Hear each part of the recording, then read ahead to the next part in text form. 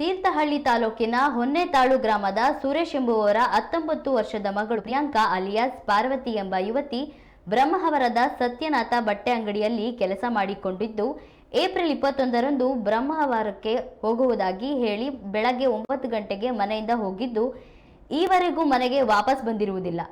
ಈಕೆಯ ಚಹರೆ ತೆಳುವಾದ ಮೈಕಟ್ಟು, 4 ಅಡಿ 5 ಇಂಚು ಎತ್ತರ, ಕೋಲುಮುಖ, ತಲೆಯಲ್ಲಿ ಸುಮಾರು 14 ಇಂಚು ಉದ್ದದ ಕಪ್ಪು ಕೂದಲಿದ್ದು ಎಡಕೈ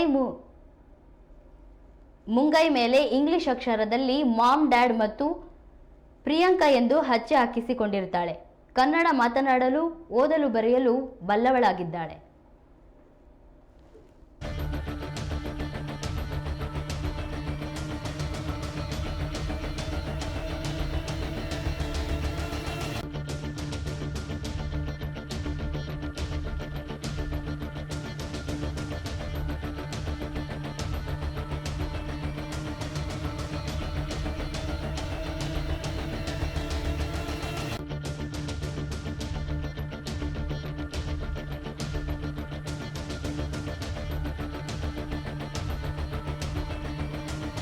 ಮನೆಯಿಂದ ಹೋಗುವಾಗ ಗುಲಾಬಿ ಬಣ್ಣದ ಚೂಡಿದಾರ ಧರಿಸಿರ್ತಾಳೆ.